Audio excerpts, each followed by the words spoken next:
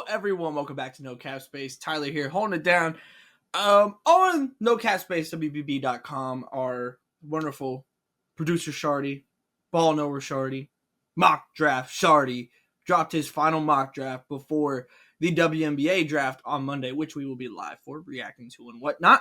And I just want to take a look at what he's thinking. Look, we are in full mock draft season. We have this small little gap between the end of the NCAA season and the beginning of the WNBA season, and this is what is now being talked about. It's draft season completely. So I want to look at the first round. You can find the second and third round on the website as well. The link is in the description below. That is for our paid ball knowers tier. So if you see a player that maybe you think should be in the first round, or you have a player that you are certainly interested in, maybe from your team, and you don't see him in this first round mock, it doesn't mean they're not in the mock. It just might mean that they're in the second or third round. So subscription. But let's talk. There's certainly a ton of portal stuff going on. I mean, we've talked about Miley for Wiley plenty. We talked about Tanaya Latson going to South Carolina. But I'm very excited for this WNBA draft. It hasn't. There was a lot of different ways this could go from players entering, and now that we kind of know what the field looks like and everything, and obviously Olivia Miles is like the obvious omission, deciding to stay in college. But there was a lot of players that could have gone one way or the other, or even younger players like a Flaugier, like a Lauren Betts, that technically could have joined this draft, but decided not to. So let's look at what Shard had to say about the first round. And I mean, to no surprise, Paige Bueckers is number one. I mean, there was dialogue at different points during the season about maybe, just maybe, could Olivia Miles find her way up there, because the improvements that Olivia Miles had this season, especially early on in what she was showing, were fantastic. However, what we just saw from Paige Bueckers, and frankly what we've seen from Paige Bueckers over the course of any healthy period of her career, nobody compares. In this draft, in the immediacy of what they can immediately bring to a team. I mean, there's nobody close. And I am so incredibly excited to see how she brings her play style into the W, because there's just a lot of different ways it can go, especially if you're going to Dallas. You're pairing yourself up with Arike, so you're allowing Arike to get off the ball a little bit more. Are you playmaking in that sense? I mean, obviously the efficiency that Paige Bueckers plays with and scores with is just absolutely absurd. And what we saw especially in the kind of the early tournament run for UConn this season is just fantastic. And so I'm genuinely interested, and it'll be a mix of all the different skills, obviously, but I'm interested in seeing in year one what kind of stands out from Paige Bueckers in her WNBA debut season. I will be down there plenty in Dallas, bringing you boots on the ground coverage. So I'm stoked for that. But we've talked about Paige plenty and what this kind of looks like. So I'm intrigued to see this right here, to go to number 2 and see Sonia Citron at number 2. Again, like as Charlotte mentions here, this was essentially seemingly going to be Olivia Miles. It sure felt like that. But this is interesting to me, because I think that the immediate pivot when you go away from Olivia Miles is to Dominique Malonga from France. If you're unfamiliar, No Cap Space will make sure you are familiar. There's a little tease for you on that. But I'm incredibly excited to see Sonia in the WNBA. I think the Seattle fit is an interesting one, because I feel like Sonia might be, outside of Paige, probably the most win now player. I feel like, where you can pretty much put Sonia on any team in the WNBA, and just the ability to be a 3-and-D player is going to be beneficial for anybody, especially as we see the WNBA continue to move closer towards the 3-point line, and the emphasis of that. We've seen some teams completely shift to that, like we saw Phoenix, like we presumably are going to see Atlanta and Los Angeles based on their coaching hires. But we don't have a ton of 3-and-D players in the WNBA.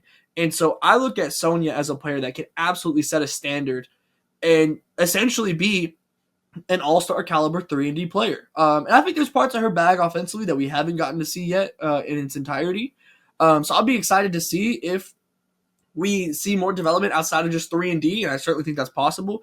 But I could see Sonya absolutely being a player that in future years and future drafts, people are hoping to get the next Sonya as a 3-and-D floor spacer, especially with Big still dominating. And so putting her next to NECA and to Skylar in the immediacy, putting her next to Ezzy long term, I like the fit if you're not going for kind of the future build with Dominique Malonga.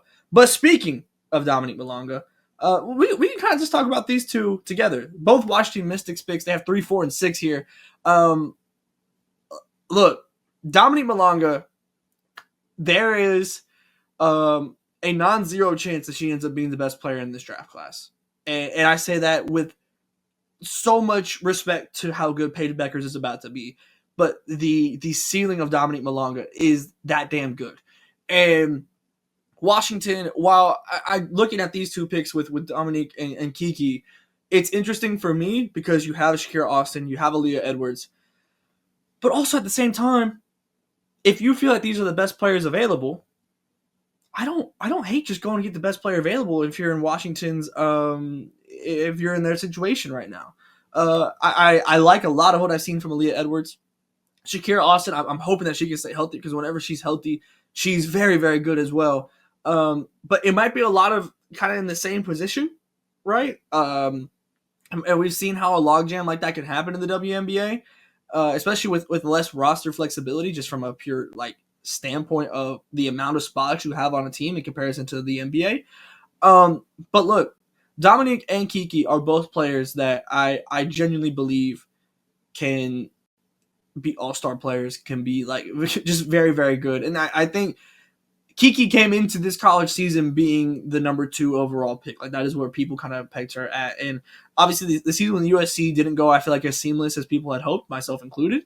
But ultimately, if you pair Dominique Malonga and Kiki Iriafen as draft picks, more than likely, one of those is going to pan out into being a very, very incredibly good player, if not both. So I don't hate this for Washington as much as I think my only question would just be, do you have too much in one position in the 4-5 area? Kiki is an interesting one because I think there's a world where we kind of see her, if she is able to stretch her game out a little more and tighten up the handle, to potentially move to more of a 3-4 rather than a 4-5. But I'm kind of like TBD on that. And Dominique Malonga can operate from the perimeter and pretty much do anything. So like you can kind of make Malonga work wherever you need to. So I'm intrigued by both of those. I have truly come around. Not that I ever doubted Anissa Morrow. It was never a frame of doubt. But this pick to Golden State at 5 is not one that if you had told me maybe before conference play, we'll just kind of in that area. Maybe before conference play, I don't know if that was one I'd be like, okay, yeah, for sure. I'm not 100% sure. But as I'll tell you, when it really, really, really shifted for me, I obviously knew Anissa Morrow is fantastic. Like, there's no doubt about that. But the question that we had was the size and being at 6'1", but obviously operating like majority in the post in the W, right? That is where we expect her to be. From just a sense of crashing the boards and the way that she's able to play. But then I watched her play in person. I went to the Texas LSU game, and even though LSU did not win that game, watching Anissa Morrow operate and just go to work, I mean, I was so incredibly moved watching her play in person. And I think that she could be such a phenomenal foundation setter for the Valkyries. I know they want to play fast. They want to shoot threes. Anissa Morrow can certainly play fast, right? And if you're going to just try and put up a lot of shots, you might just want to go and get the best rebounder in this entire draft, even though she's 6'1". I mean, it feels very similar to the dialogue that we had with Angel Reese like last season. It's very easy to equate the two because, the double-doubles, LSU obviously being teammates. But, like, we talk about this unteachable motor, right? And Rashard mentions it here. Like, just having watched her play in person, the only player I can really compare that to for the way that they go after the boards is Angel. And we saw how good Angel Reese was. And, I'm not going to, Angel literally was historic in the way that she played this year. And so I'm not putting historic standards on Anissa Morrow. However, if you told me that she is going after those double streaks, going after those rebounding numbers, I would not be shocked, because I have fallen in love with the idea of Anissa Morrow in the WNBA, even though I still don't know exactly what position is going to be in. Is it a 3? Is it a 4? I don't really know. I feel so confident that she's going to be able to figure it out. That's what I've grown to think about Anissa Morrow. Instead of just having the questions, I feel like the questions have now been answered in my head, that it's going to work out. How does that exactly look like? I don't know yet, but I like it for Golden State. Moving on again, Cheyenne Sellers to the Mystics. So you get 3, 4, and 6. This makes total sense to me. They need a guard. They need someone that can be versatile as they continue to build. So like maybe you get a player next season that is maybe more of a direct point guard. So then Cheyenne can kind of scoot over a little bit at 6'2", being able to play so many different positions. That's what I think Washington should be looking for, is versatility across different draft picks. We don't know exactly how stuff's going to work out with different players, how things are going to develop, so on and so forth. So getting a Dominique Malonga that can play different positions, getting Kiki, who I think can rotate in different spots, and then Cheyenne kind of being in that same way, but more so on the perimeter. It just makes a whole lot of sense to me. And what the Mystics have the capability to do by drafting 3, 4, and 6, if they're able to hit, they are able to speed up this rebuild in a way that not many teams can say that they're able to, right? And to be able to do it in a way that I'm pretty confident in this draft, right? To go and get you some really solid players by drafting this high up. And if, again, I'm so incredibly high on Dominique Malonga, but again, Kiki and Cheyenne are absolutely the caliber of players that can develop into players that you can have a strong core around. And so I'm very intrigued by the Mystics. They might be the team I'm most excited to see what they end up with by the end of this draft. Because some of the stuff like in preseason and whatnot, I'm not incredibly confident in what is happening here. But as they built up this stock in just draft picks purely, I've become very intrigued. And I think Cheyenne Sellers, next to the 2 bigs that they could draft, absolutely makes sense to me. This is one that I like a lot. And we'll pair these two together. Isaiah James and Serena Sundell both going to Connecticut. We'll start with Isaiah James. You want to talk about a pure scorer. Whenever she's on, goodness gracious, she is on. And as Shar mentions here, Connecticut does not have a whole lot of perimeter scoring. That has been their problem forever. Right now, they only have Marina Mabry kind of in that position to go and do that. So if, as Shard says here, if you need a bucket, James is someone you can count on. I completely agree with that. And so I think that under the assumption that Marina Mabry is not going to be in Connecticut long term, right? Because she's already requested the trade. Natasha Cloud got out. Marina Mabry did not. But I don't assume that that's going to last super long. I wouldn't think so. Isaiah James can fill that role. And speaking of Natasha Cloud, as Shard mentions here, Serena Sundell from Kansas State is a player that I've gotten to watch plenty over her career, being primarily in the Big 12 for myself. Just a player that feels like she's just going to make it work in the W. 6'2", a big guard. That's another thing I'm really interested in. Like, just in general, the big guards in this draft, there's a lot of them. And we've seen on the men's side in the professional world, like, the increase of just big guards and what the volume of that looks like. Is that something that we're going to see in the WNBA? And that's what I'm looking at here, is whether it's Cheyenne Sellers, where it's Serena Sundell, Paige Beckers even is a taller guard, right? So looking at that, and so I feel like Serena Sundell fits into that archetype, but specifically for Connecticut, she's been running Kansas State this entire time, and you get rid of Natasha Cloud. Serena Sundell feels like a very just like solid WNBA guard at worst, and can absolutely has all like all the aspects of her game to develop into a very, very, very good WNBA point guard. So I like both of those for Connecticut. Charlotte wants the star power in LA, and you know what? I'm here for it.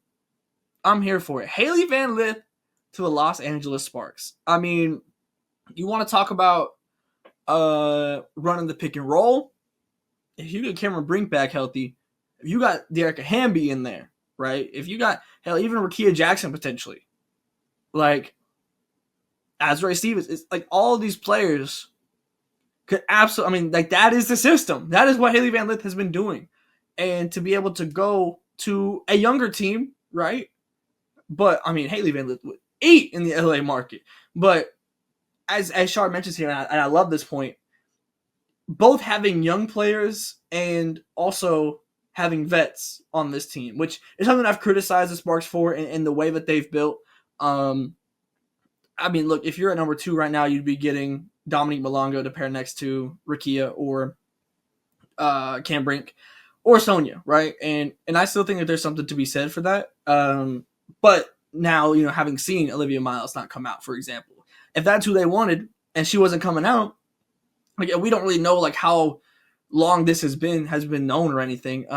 But if you're able to end up with Haley Van Lith after the season that she just had, and you're able to have her under a Kelsey Plum, have her under an Odyssey Sims, those are players that can help this transition become even easier. And again, TCU runs such a pro style offense, and the Sparks certainly have bigs that can run that pick and roll. I certainly, obviously with Kelsey Plum, like you're not going to like she'd be off the bench and everything. And I mean, at this point in the first round, you're not looking for starters directly, right? I mean, hopefully you're not. And just in general, but there's so much talent in this draft class and the draft classes to come that like that can happen at this point. But I love this fit for HVO. I like the mix of bigs that they have that is similar to kind of what they were doing at TCU while also having the vets to guide her and to go through this. So I'm a fan of this. Look, Sarah Ashley Barker has made a name for herself. But she's been doing this. She's been doing this. As Shard mentions here, the game against Maryland, I feel like really put her on the map. But she's been doing this. And another kind of bigger guard in again, kind of that frame of mind that has been able to shoot fairly well from 3-point. Because, I mean, that's the biggest thing that Chicago needs is guards that can shoot desperately. And if you're already at 37%, and I can't get this out of my head about Tyler March being the Chicago Sky head coach and what he did with Jackie Young's shot, right? So if you're already at 37, can we up that, can we at least maintain that when you go up to the W level, right? But certainly someone that can fit a role in Chicago. I don't think it's the, we're not thinking of 3-point shooting guards, right? I think of Georgia Amore. I think of Tahina Pau, for example, just off the top of my head. Sarah Ashley Barker isn't one that like I immediately go to with that, but that doesn't mean it's wrong. Because again, she's shooting 37.5%. So it's not wrong. It's not the exact fit that I would like immediately think of when I think, okay, who does the Chicago Sky need? But I'm intrigued because again, it's that flexibility, right? There's going to be so many guards coming down the way, just in general with the draft. So if you get Sarah Ashley Barker now, who are you putting next to her next year? Who are you putting next to her in free agency? You know what I mean? Like if she's able to pan out. So I'm intrigued by this one because, again, it's not exactly what I would initially anticipate, but I don't hate it. I don't hate it by any means. Now, this is a pick that I love. If you have been around No Cap Space since last year, we have talked plenty, frankly, about what the Minnesota Lynx can do with their player development. I mean, they are the spot for player development in the WNBA. Nobody gives their rookies more time. Nobody gives their rookies more opportunity. That is what they have done great. What do they need? What do they need when looking at last season compared to now? They need some size. They need some size. And Sanaya Fagan, the ability to improve that she showed really from kind of conference play on, the crescendo of good games that she had and impactful moments and watching the mid-range grow and things like that, while also being able to hold it down in the paint. That is a player that absolutely feels like a Cheryl Reeve development type player where we're kind of seeing generally speaking, kind of the first flashes of like, oh, okay, what's going on here, right? Like in that SEC tournament, we're like, whoa, I mean, for me at least, I mean, being able to string together that many good games and that many good possessions, that's not something we had directly seen from Sanaya Fagan. And the confidence that was built in that time was fantastic. And thinking of Cheryl Reeve being able to continue that development, to get some size in, can provide to me some immediate solid minutes off the bench and see kind of what that grows into in a similar way that we've seen at South Carolina over the years. I'm very intrigued by that. And when I'm thinking of places that really any big can land in the draft, especially a big with size, I don't know if there's many other places better, if any, than going to Minnesota. You're feeling a need, and again, the standard of development in Minnesota compared to other WNBA franchises is just phenomenal. So I'm very intrigued by this one, and I would love it. I would love to see that. Here is Tahina Paopao, which again I kind of assumed that we would see with Chicago. Honestly, like that is where that my mind goes on that. But this is an interesting one because Dallas, frankly, is another team that could use some more shooting. And they had already added some. If you get paid, right? Ty Harris, there's some shooting coming in. I don't know if that's enough directly, immediately. Tina Paopao can be that off the bench, as Shard mentions here. I mean, the shooting from behind the arc is no secret. That is what, I mean, that's what got her to South Carolina, in my opinion. Like, they needed shooting. And Tahina Paopao came in at the perfect time. And obviously last season, the undefeated season, absolutely helped just completely change the dynamics of South Carolina's team. And I think that makes sense here in Dallas to try and continue to space the floor. You still have a player like McCowan down low that you want to space the floor out for. I mean, you still got plenty with Arike, Ty Harris, Page already. Adding Paopao to that mix feels like just more. And like I feel like, again, as the WNBA continues to move towards this increase in volume and 3-point percentage, in the importance of it in general and having to keep up, I feel like we're going to see increasingly an amount of players that are there to shoot the three and to space the floor. And Tahina Paopao is one of the best, if not the best, players at doing that in this draft class. So I'm intrigued by that one. And last but not least, we'll round it out here. The Aces getting Sanaya Rivers. I like this a lot. Sanaya Rivers, friend of the show. But this is a player that can feel like that she's going to end up kind of being able to do whatever you need her to. And that feels important right now for an Aces team where I don't know what their depth is looking like. Cheyenne Parker-Tyus is going to be out for, I mean, at least half the season, I believe, is what it was when she announced that she was pregnant. And so, like, I don't know, like, the depth situation is not great right now in Vegas. So getting a player like Sanaya Rivers that can do a little bit of everything and then evolve into the player that you need her to be, and whatever that looks like, whatever role that takes for this Aces team, I like that a lot. And just being able to kind of have Sanaya Rivers at some points be the Band-Aid off the bench. If a guard gets into foul trouble, if a forward gets into foul trouble, you can kind of put her wherever and at least not sink, I feel like. And then as she develops, we can see, okay, maybe she's a better guard. Maybe she's a better, like, and we go from there with it. How is this developing, so on and so forth. But for the time being, in the immediacy, thinking about this pick, that's immediately where my head goes, is how can Sanaya Rivers put the Band-Aid over the depth that is Las Vegas. And I think that she is such a versatile player and is a phenomenal pick to be able to do that because of that versatility. So I am very intrigued by that. But folks, that's the first round. I think I gave you a little extra one there. But that's the first round. So again, we're going to be live for the draft on Monday. And if you want to see the second and third rounds, go to nocastbase.wbb.com. Link is down below. Subscribe. You get extra content. We got so much extra content coming your way all the time.